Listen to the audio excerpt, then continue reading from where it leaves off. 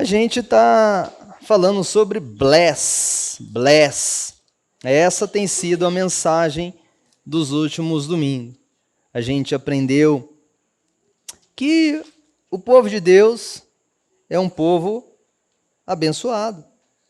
Um povo que é chamado para abençoar. Um povo que é tocado por Deus para fazer a vontade de Deus. E um povo foi agraciado. E é interessante quando a gente fala em bênção, que a gente, é uma palavra, é uma linguagem bem típica assim de quem caminha dentro do ambiente de espiritualidade, né? Ou quem teve uma tradição, né? Seja abençoado. Mas isso às vezes não diz muita coisa para muita gente. É uma palavra meio vaga. Mas quando você se debruça nas Escrituras, você descobre que abençoado é alguém que recebeu a dádiva do Criador. Que o Criador olhou para essa pessoa com um olhar simpático e decidiu oferecer para essas pessoas presente. E é impressionante que o maior presente é Ele mesmo. É a presença dEle. É curioso que é bacana receber coisas de Deus. Mas daí quando você desfruta dessas coisas, eu vou dar um exemplo, um sorvete, por exemplo. O Rodrigo gosta muito de sorvete. Você fala assim, meu Deus, o Senhor deu para as pessoas. Eu fico imaginando o ser que pensou nisso inicialmente e imaginou, e os primeiros a saborearem. Eu imagino, né? Tem gente que fala que no frio é mais gostoso. Eu acho que é no calor, mas independente da temperatura é bom. Aquilo é muito bom. O Rodrigo acha que vai ter sorvete no céu. Ele imagina isso. Mas agora considera comigo e faz essa faz essa conjectura comigo. Se foi bom um negócio tão simples, imagina quão bom é quem deu a capacidade para que a gente fizesse o sorvete. Eu já fui pensando nessas coisas que eu falei assim, Deus, o Senhor é tão fantástico, o que o Senhor fez pupilas gustativas, é isso o nome? Como que é o nome? Papilas. Eu estava só testando para ver se vocês sabiam. Papilas é um nome legal, né, filho? Dá para ser o nome da sua filha, papila. Papilas gustativas. Gente, que é um tanto de coisa química aí que faz a gente distinguir. E eu, se não me falha a memória, tenho certeza que cada um, ainda que experimente o mesmo sorvete, é distinto o sabor que você sente do que eu sinto. Não é igual. Porque Deus nos fez com singularidade. Gente, aí quando eu penso assim, se é legal o sorvete, mas tem toda essa engenhosidade por trás da criação de Deus para fazer eu curtir, gostar do sorvete, né? Para quem gosta do sorvete, pensa alguma coisa que você gosta aí.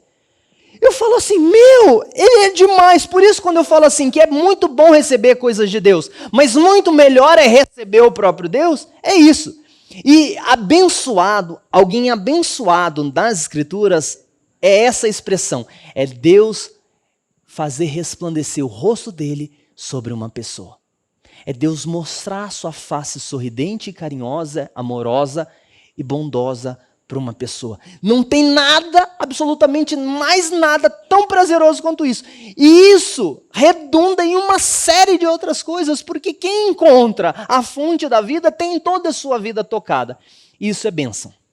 E eu sei que depois dessa descrição, se você está convencido e confiando de que tudo isso que eu estou falando é verdade porque está fundamentado nas Escrituras, eu tenho certeza que se eu perguntasse assim, quem quer a bênção de Deus? É difícil que alguém aqui diria, eu não. Todo mundo num grande coro fala, eu, igual aquelas salas de ensino médio bem bagunceira, Gabriel, que não é a sua, obviamente, né? Empolgadíssimos, diríamos assim, nós queremos isso aí. E é verdade, isso é sensacional, gente, isso é demais.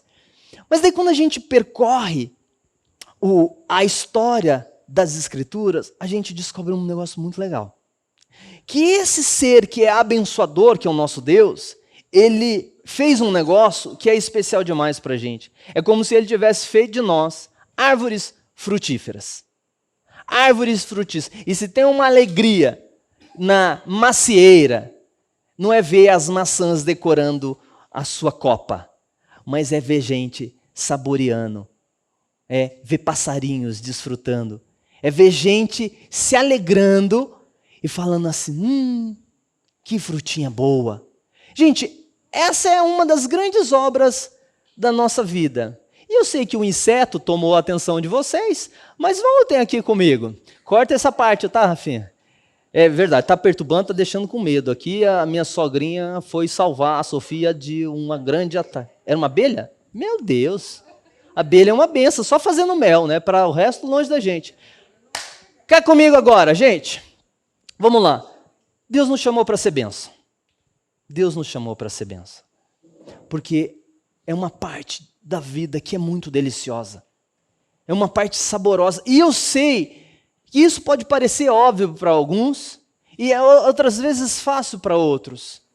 Mas para muitos de nós, isso não é real. A gente parece que não entende que a nossa vida não é para nós, é para os outros. A gente tem grande resistência de dizer assim, eu fui um presente de Deus para outras pessoas. A vida é tão ensimesmada, a competitividade é tão grande, o mundo é tão individualista, que é assim, ó, na melhor das hipóteses. Gente, se eu não correr atrás do meu prejuízo, quem vai correr? E vamos falar a verdade, eu já tenho meus conflitos aqui, a minha complicação. A fila das coisas da vida está ali, Alisson. Se eu não correr atrás logo, rapaz, alguém entra e se eu bancar o bonzinho, aí pior ainda, Marcelo. As pessoas vão entrar, tomar no meu lugar e eu vou ficar aqui. Então, vamos falar a verdade, esse negócio de viver para os outros é conversa de quem está querendo oferecer um discurso legalzinho. Isso não é real.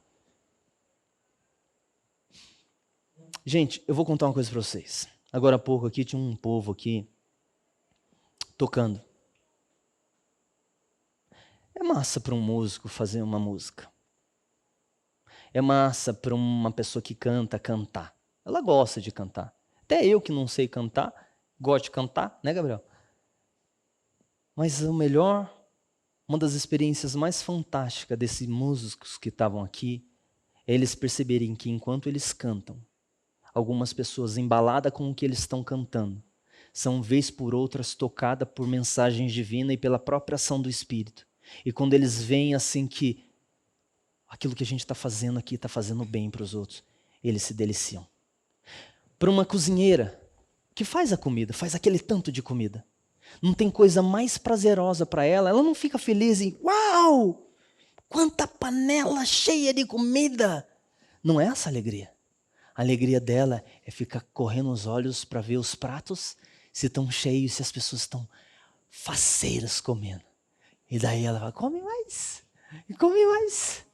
A alegria dela, a alegria de um churrasqueiro, fatiar é bom, ele fica beliscando ali o tempo inteiro, come tudo, mas a hora que ele vê, mas tá uma delícia isso aqui. Gente, inúmeras experiências da vida, o que a gente mais se delicia é quando aquilo que a gente faz toca o outro.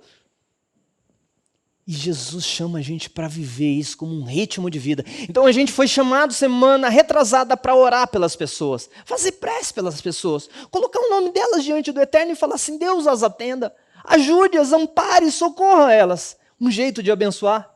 Aí a gente depois conversou sobre parar e ouvir as pessoas, ouvir atentamente, prontamente, com disposição e falar assim, eu te entrego, sem pronunciar essas palavras, só com gestos, eu dou para você a minha atenção e os meus ouvidos, seja abençoado. Ah, que gostoso, alguém que nos ouça. Faz um teste, treina, faz essa semana, fala assim, eu vou perguntar interessadamente e vou ouvir afetuosamente, você vai ver que pessoa que vai te olhar assim, mas você é muito legal. Quantas vezes as pessoas falam assim, nossa, que legal conversar com você, e daquela ocasião o que eu mais fiz foi ouvir, eu falei, nossa, eu sou um bom conversador quando eu não falo nada. De verdade, porque isso é um presente, e Deus nos chamou, como Jesus ouviu aquele homem que clamava, Deus nos chamou para ouvir, e hoje a gente vai ver mais uma prática, para se deliciar, não apenas para recorrer ao outro, porque assim, gente, que coisa deliciosa é ser abençoado para abençoar. Essa é a razão da sua vida e a gente vai martelar isso ao longo desse ano. Porque essa igreja, deixa eu contar uma coisa para você, ela não tem sentido de existir se ela viver para ela. Você não tem sentido de existir se você viver para você. o Senhor chamou a gente para viver para os outros. Mateus, capítulo 9. Mateus, capítulo 9. A gente vai ler a partir do verso 9. 9. Mateus 9, 9. Esse contexto aqui, Jesus, ele tinha entrado num barco, contado umas histórias, abençoado gente, na própria cidade dele. E daí ele foi para uma casa e saiu, e levaram para ele um paralítico, ele curou, mas antes de curar o paralítico, ele chocou as pessoas. Jesus gostava de chocar, gente. Mas porque ele precisava. As coisas que ele falava eram muito estranhas aos ouvidos da época. E ele falou para o paralítico, antes de falar que o paralítico estava curado, ele fala para o paralítico assim, os seus pecados estão perdoados. Você talvez acha comum Jesus falar isso, mas para a época dele, as pessoas estavam vendo um homem na frente dele. E diante de toda teologia, toda doutrina, toda cosmovisão dos israelitas, eles sabiam de uma verdade. Só pode perdoar pecados que é Deus. Aí eles olham, que esse homem aí, tá certo que ele tem autoridade, tá certo que ele é um profeta, mas afirmar os seus pecados estão perdoados, ou ele é Deus, ou ele é um maluco. Mas se eu falar que Jesus é Deus, talvez é mais tranquilo na sua cabeça. Mas imagina para aquela audiência. Ele é louco. E os religiosos que entendiam dos textos sagrados, da Torá, ficavam muito furiosos. Os que não acreditavam.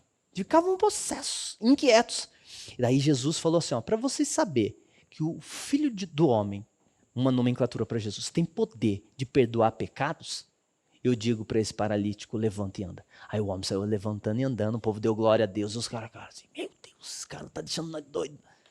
Aí depois disso, Jesus vai e sai, e acontece isso aqui que a gente vai ler. Versículo 9. Quando Jesus saiu dali, desse episódio da cura do paralítico, ele viu um homem chamado Mateus, que curiosamente foi o Mateus que toda a tradição diz que escreveu esse evangelho. Mateus, sentado na coletoria, ele disse, siga-me. Ele se levantou e o seguiu. Verso 10. Estando Jesus à mesa, repara nisso aqui, à mesa. Na casa de Mateus, muitos publicanos e pecadores vieram e tomaram lugares com Jesus e os seus discípulos. Vendo isso, os fariseus, você já deve ter visto várias vezes esses sujeitos, bem antagonistas de Jesus, porque não criam em Jesus, e tinham muita resistência com a liderança e a popularidade de Jesus. Os fariseus perguntaram aos discípulos de Jesus, por que o mestre de vocês come com os publicanos e pecadores? Jesus ouviu o que eles disseram? Ouviu eles, né? Verso 12. E Jesus disse assim, os sãos não precisam de médico, e sim os doentes. Verso 13. Vão e aprendam o que significa. Quero misericórdia e não sacrifício. Eu gosto tanto dessa palavra de Jesus. Pois não vim chamar justos, e sim pecadores. Palavra de Deus. Vamos orar mais uma vez? Senhor, nós estamos diante da sua santa palavra, sua presença, cantamos, louvamos, agradecemos e pedimos ao Senhor, tenha misericórdia de nós. Fala com a gente, uma vez mais, em nome de Cristo. Amém. Gente, Jesus passa numa coletoria, e é um negócio estranho para a nossa época, aquele pessoal era os responsáveis pela arrecadação de impostos.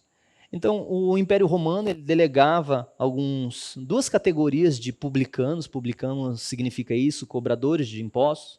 Para a nossa época, seriam os funcionários aí da Receita Federal, Receita Estadual, só que não fazem cobrança direta para a gente, né? Já vem nas compras, vem em tantos outros boletos aí para a gente pagar de imposto, taxas e tudo mais. Mas o fato é que esse pessoal estava a serviço do Império Romano. Os principais faziam um serviço mais de supervisão, e esses estavam vinculados direto ao império, mas tinha os outros da região, judeus. Agora, eles faziam um trabalho, e assim, diante da história e do contexto bíblico, você descobre que muitos deles se entregavam à corrupção. Corrupção não é um negócio novo, não é uma particularidade do Brasil, corrupção é do gênero humano. E muitos deles se corrompiam demais, e aproveitavam isso como uma forma de ganhar. E eles iam com soldados romanos para fazer coleta do imposto exigido da pessoa, fazia ali a dimensão e todo mundo tinha que pagar. O detalhe é que é o seguinte, pensa comigo, para um judeu, essas pessoas eram extremamente odiosas. Por quê? Eles não estavam pagando imposto para a própria nação.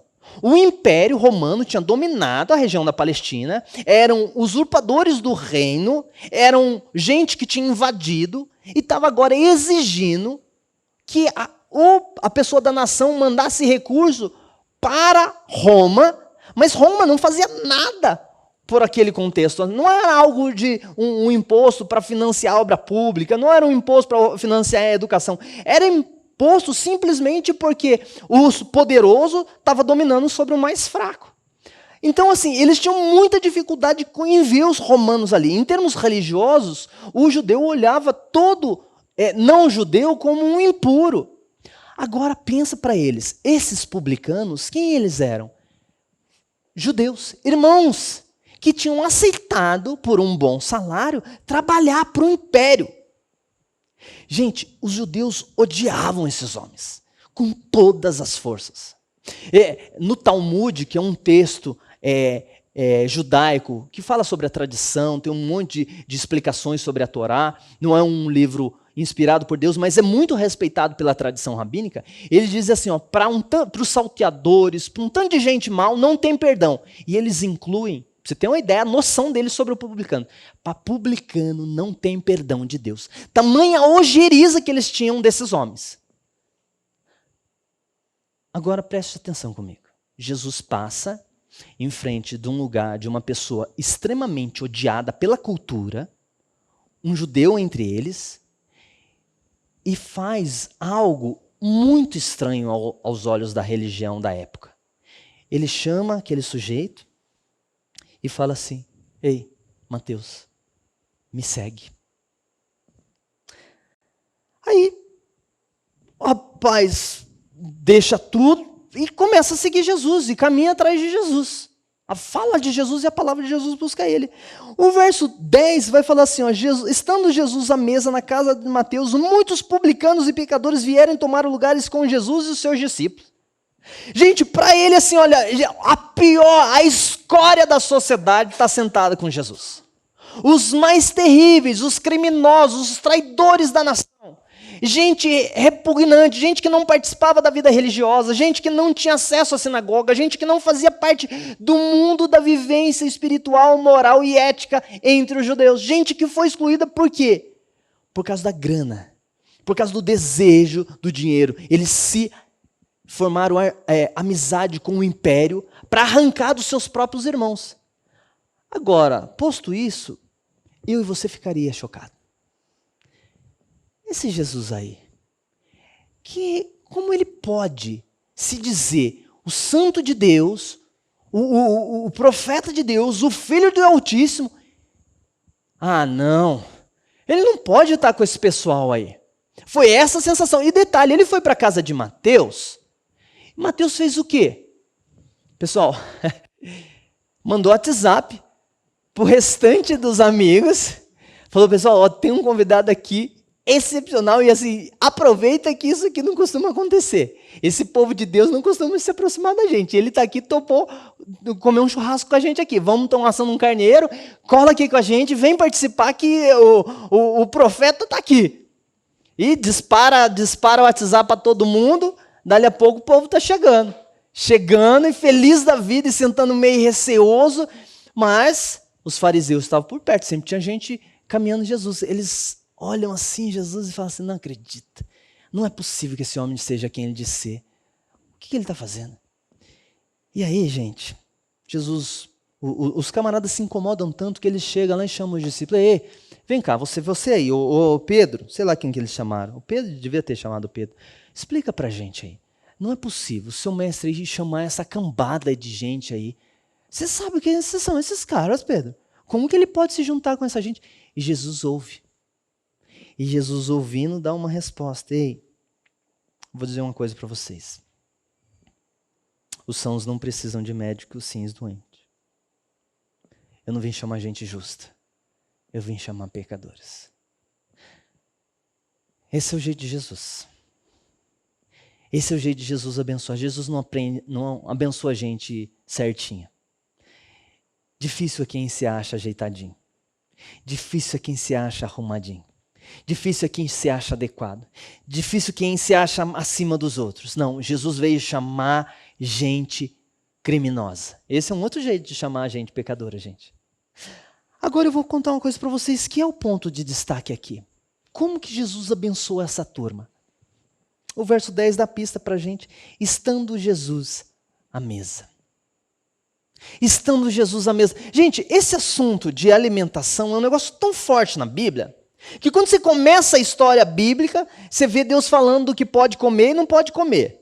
Né? Daquela orientação, ó, tudo isso aqui vocês podem comer, mas disso aqui você não pode comer. E aponta a árvore do conhecimento do bem e do mal. E, infelizmente, Adão e Eva sentam na mesa com quem eles não deviam sentar e recebem uma comida e aceitam uma comida que eles nunca deveriam ter aceitado. E a desgraça começa ali. Mas quando você percebe quanto a comida é um negócio especial, porque quando você vê a jornada de Deus com o seu povo, o momento que marca o cuidado de Deus sobre o povo dele é quando ele envia maná no deserto. O povo é sustentado com uma comida que vem do céu. Você vê em muitos momentos nas Escrituras Deus falando sobre alimento e como o alimento é importante. Você há de lembrar comigo a oração do Pai Nosso. A gente começa ela dizendo assim: Pai Nosso que estás no céu, santificado o seu nome. Venha o teu reino, seja feita a tua vontade. Daí depois a gente começa a pedir, a gente fala assim: o pão nosso. As Escrituras, elas clareiam que a alimentação é um negócio sagrado. Isso já foi muito mais, né? Já foi muito mais. Esse valor de que comida é uma coisa sagrada já foi muito mais defendido, porque isso é trazido dos antigos.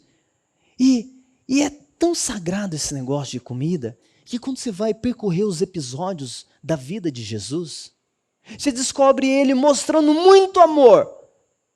Quando ele percebe as pessoas com fome e fala para os discípulos: vocês vão dar de comer. E ele faz um grande banquete com alguns pães e alguns peixes espalhando comida.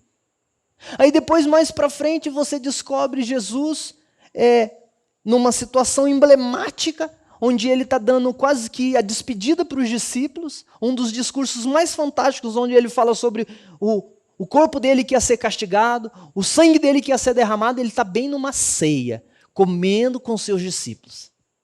Quando Jesus ressuscita, depois de Pedro ter negado ele por 3 vezes, Pedro e os outros discípulos foram pescar.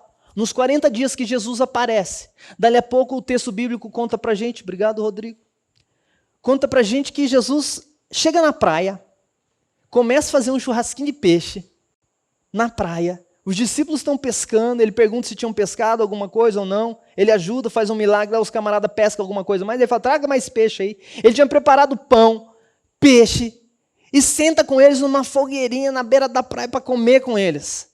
E no meio dessa conversa, acaba um pouco de comer, ele chama Pedro para um lado e faz uma das perguntas mais tremendas que ele já fez para um homem: Pedro, tu me amas? Daí você depois descobre que a igreja, quando começa, ela se reúne de casa em casa para partir o pão. Um dos momentos mais sagrados na nossa vivência espiritual é partir no pão, o pão e o cálice representando o sacrifício de Jesus. Gente, mesa é coisa abençoada. Mesa é coisa sagrada. A gente não chama para mesa quem a gente não está querendo olhar no olho, quem a gente não decidiu ter paz. Mesa oferece reconciliação, mesa oferece perdão, mesa oferece comunicação. Lá em casa a gente colocou uma regra: na mesa não tem celular. Na mesa coloca de lado o celular, ninguém mexe com o celular na mesa, porque do pouco tempo que a gente tem que ficar junto, a mesa tem que ser um lugar de qualidade. E eu vou falando para você assim, os milagres na mesa, talvez você não se dê conta, talvez você não pare para pensar, mas assim, se você ficar, não precisa nem de 3 dias. Para alguns, ficar 2 dias sem comer, é bem possível que já tenha que ir para o hospital. O jeito que Deus te dá a vida, esse fôlego, essa força que deu, Ele te ofereceu essa vida. E essa vida é oferecida na hora que você pega a comidinha, ó, e vai comendo. Deus está mantendo a sua vida. É algo muito sagrado, é algo muito glorioso. E infelizmente, a gente profanou demais essa experiência. A gente não tem aquele momento como um momento assim de, meu Deus, as mãos de Deus estão aqui agora. Que difícil, fugiu o hábito.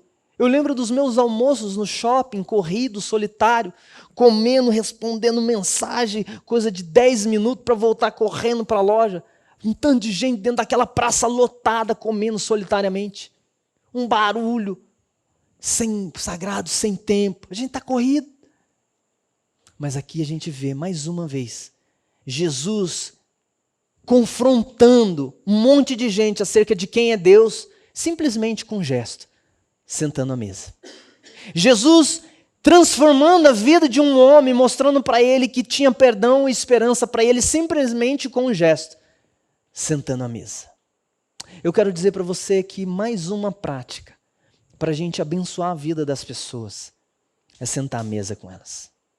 Eu sei, você vai falar para mim, André, está muito corrido.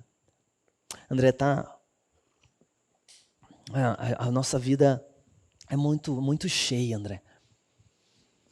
A gente está fazendo essa mensagem, dá um ESC aí, Fernando, baseado nesse Bless. Isso é um livro escrito por Dave Ferguson. Ele oferece nesse livro práticas evangelizadoras. E quando ele começou a falar esse negócio de comer na casa dos outros, em São Paulo eu comia muito mais na casa dos outros. Eu acho que a cultura, ou a época, já falando em época, tá feio, né? 20 anos atrás. Eu acho que era mais comum, pelo menos na minha região, comer na casa dos outros. Eu lembro que as pessoas que me convidaram para ir para a igreja, eu, mesmo sem eles convidarem, ia na casa deles, uma cara de pau fora de sério, ficava lá até a hora da comida. Era uma família de baianos. E eles, a irmã Joaninha, o nome dela é Joana, a gente chamava de Joaninha. A Joaninha fazia uma comida com coentro, assim, um negócio pimentado, bem baiano. Eu achava demais. Quantas vezes naquela mesa a gente falando de Jesus. Talvez ela não saiba quanto ela abençoou a minha vida. Na nossa cultura aqui curitibana é tenso, a vida é corrida. E você quer combinar com alguém. Eu fiz um teste aqui em Curitiba. Eu tinha, Alisson, alguns amigos da cidade, tem uns ainda, um está no Japão, eram muito próximos assim. E eles falavam assim, André, vamos fazer alguma coisa? Eu falava, vamos, vem aqui em casa, vamos comer. E a gente comia. Daí depois eles, vamos fazer alguma coisa? Eu falava, vamos, vem aqui em casa, a gente comia. E daí eu falei assim, eu vou dar um tempo aí para ver se a gente faz uma troca, né? E daí depois de um tempo, eu ficava sem chamar, sem ligar, alguma coisa assim, eles falavam assim, faz um tempo que a gente não faz nada. E eu estava esperando ele ver se ele ia me convidar para ir na casa dele, mas isso não diz tudo sobre o curitibano, é eles, né? Os meus amigos, eu não tive... Mas, gente, eu percebi assim que é muito mais fácil aqui nessa cidade eu marcar de encontrar as pessoas na padaria, no shopping, num café, até almoçar junto. É muito mais fácil do que eu convidar elas para ir para minha casa ou eu ir para a casa delas. E a cultura, eu já respeitei, eu estou 20 anos nessa cidade, estou mais tempo aqui do que eu estou em São Paulo. Meus filhos são daqui, minha esposa é daqui. Só que assim, eu percebo que o que é sagrado continua sendo sagrado. E o Dave Ferguson ele dá uma pista maravilhosa de como levar isso na prática, porque ele diz assim, olha, a gente não precisa inventar um almoço, a gente não precisa inventar uma agenda, é só aproveitar a própria agenda. De forma intencional, você vai ter que tomar café essa semana. Você vai ter que almoçar e você vai comer alguma coisa à noite. Tenta incluir alguém. Intencionalmente incluir alguém. Tenta ser provocativo de trazer pessoas para perto com um interesse. Abençoar a vida delas. E é evidente que a gente está querendo ser bem específico aqui. Porque assim, uma comunidade que conhece o poder do Evangelho, sabe o que Deus está fazendo no mundo, entende a sua responsabilidade de abençoar outras pessoas, sobretudo com a grande mensagem do que Jesus tem feito nas nossas vidas. E daí imagina, a ideia é que a gente esteja vivendo de tal forma assim, eu vou orar pelas pessoas, eu vou, em momento oportuno, ouvir essas pessoas para abençoá-las.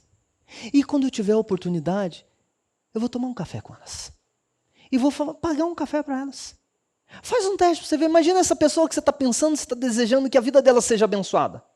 Você pensar assim, e unir duas coisas. Você ora por ela, não três coisas. Você ora por elas, esteja orando por ela. Aí você fala assim, fulano, oi, tem um tempinho para a gente tomar um café? Eu tenho 30 minutos na segunda-feira, esse é o horário, queria tomar um café não, você fala assim, ó, queria pagar um cappuccino para você. Tal lugar, você pode esse horário? Não. Que horário você pode que eu vou dar um jeito? E de repente você combina. Você fala assim, eu tenho 30 minutos. E naqueles 30 minutos você vai tomar e se pergunta assim, e aí? Como está a vida? E você fica ali ouvindo. E de repente pode emergir coisas ali que até te dê oportunidade no final de você orar, ou não. Ou só dar um abraço, dar um beleza, a gente se vê e vai embora. Gente, que presente. Tão simples, tão significativo, tão forte. E daí vem a questão complicada. Eu acho que ninguém aqui está se fazendo essa pergunta. Qual pergunta, André? Ninguém nunca me chama para comer. Não, eu sei que vocês não estão fazendo essa pergunta. Nós fomos chamados para abençoar. Nós fomos chamados para doar, para entregar, para socorrer, para dar de comer, para só sentar na mesa, para trazer para perto. E enquanto você traz e fala assim, Jesus, que não seja eu, que seja o Senhor. E esperar para ver o que vai dar. Eu acho que eu posso falar aqui. A filha da Thelma e o genro dela foram profundamente abençoados por nossa comunidade aqui, em um dia específico. Um dia quando uma família chamou eles para ir comer um hambúrguer. E eles foram, tinha alguém aqui da comunidade assando um hambúrguer, fazendo um pão delicioso, pois com uma bebida muito gostosa. E sentaram na mesa, bateram papo e conversaram. Ele falou assim, isso aí é religioso, espiritual? É totalmente foi uma doação. Quantas vezes eu já fui presenteado por uma refeição assim de que alguém fez simplesmente para mostrar amor e bênção. Ficou na história.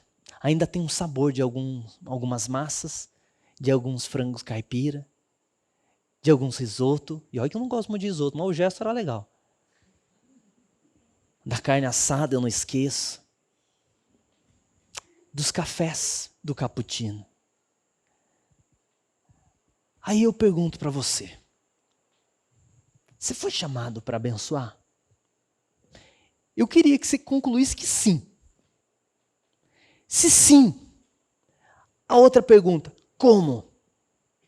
A gente está oferecendo de forma muito didática, para você ser intencional. A gente fica um pouco meio estremecido, né? Algumas pessoas não têm isso na prática, não têm isso no jeito de ser. E essa semana a gente vai se reunir em vários pequenos grupos nessa igreja. Para quê? Para ficar na mesa, para comer junto, para ouvir uns aos outros, para orar uns pelos outros e para aprender ainda mais como que a gente pode fazer isso aqui. Você está muito convidado. Parte do nosso ritmo de comunidade de fé, de manhã aqui a gente senta e come. E come gostoso. Que delícia é o café da manhã aqui. Que delícia são os encontros na casa. Mas deixa eu dizer para você, não é só para isso. A gente é abençoado para abençoar. Então, meu desafio para você, para o seu coração essa semana, essas pessoas pelas quais você tem orado, para que Deus abençoe a vida delas. Que você tem preparado o seu coração para ouvir elas. Quem sabe essa semana seja um dia de você pegar o WhatsApp e falar, fulano, eu quero pagar um cappuccino para você. Tem um tempinho? Eu sei que a pessoa vai ficar meio chocada, assim, dependendo de algum jornal, que negócio que é esse? Você vai lá e paga, ouve e abençoe, mais nada. Simplesmente doar. Agora o que é lindo é que Jesus está na sua vida. E que essa pessoa vai ser tocada, vai ser marcada. E é bem possível, aqui eu já vou adiantar um pouco das mensagens da próxima semana, que em um momento muito específico a pessoa vai ficar assim. Por que essa pessoa fez isso? Deus nos chama para chocar as pessoas com a surpreendente e simples forma de viver generosa. E quando a gente faz isso, isso vai incomodar e provocar assim. O que está acontecendo? Porque depois da primeira, está querendo alguma coisa. Esse é o raciocínio da sociedade. O que você quer? Fala, Alisson, pode dizer o que você quer.